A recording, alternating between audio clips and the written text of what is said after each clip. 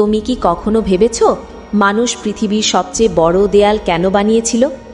21,000 kilometre লম্বা সেই দেয়াল, যা মরুভূমি, পাহাড়, জঙ্গল আর নদী পেরিয়ে গেছে, যা তৈরি করতে লেগেছিল হাজার হাজার বছর আর প্রাণ হারিয়েছিল লক্ষ লক্ষ মানুষ।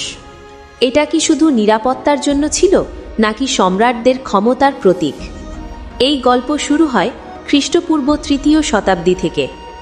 তখন চীন ছিল অনেক ছোট ছোট রাজ্যের সমষ্টি। প্রতিটি রাজ্য নিজের সুরক্ষার জন্য ছোট প্রাচীর তৈরি করছিল। উত্তর দিক থেকে আসা যাযাবর উপজাতিদের আক্রমণ থেকে বাঁচার জন্য। বিশেষ করে মঙ্গল আর শিয়ংনু উপজাতি ছিল সবচেয়ে বিপজ্জনক। কেউ ভাবেনি যে এই ছোট ছোট প্রাচীরগুলো একদিন মিলেমিশে এক বিশাল প্রাচীর হয়ে উঠবে। খ্রিস্টপূর্ব 221 সালে সম্রাট চিন শি হুয়াং সব রাজ্যকে একত্র করলেন।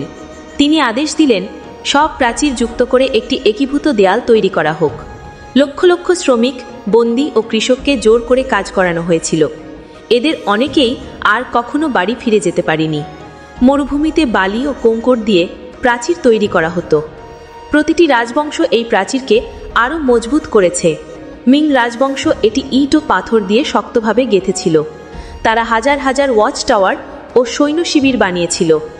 ধোঁয়া ও আগুনের সংকেতে খবর পাঠানো হতো। বলা হয় এক নারীর কান্নায় প্রাচীরের এক অংশ ভেঙে পড়েছিল। তার নাম ছিল মেং জিয়াংনু।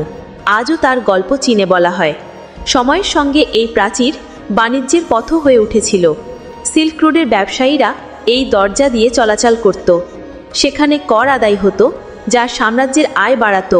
ইতিহাসবিদদের মতে প্রাচীরের ওপর অতিরিক্ত নির্ভরতা চীনকে দুর্বল করেছিল। অনেকবার দুর্বল সেনাবাহিনীর কারণে চীন পরাজিত হয়েছিল।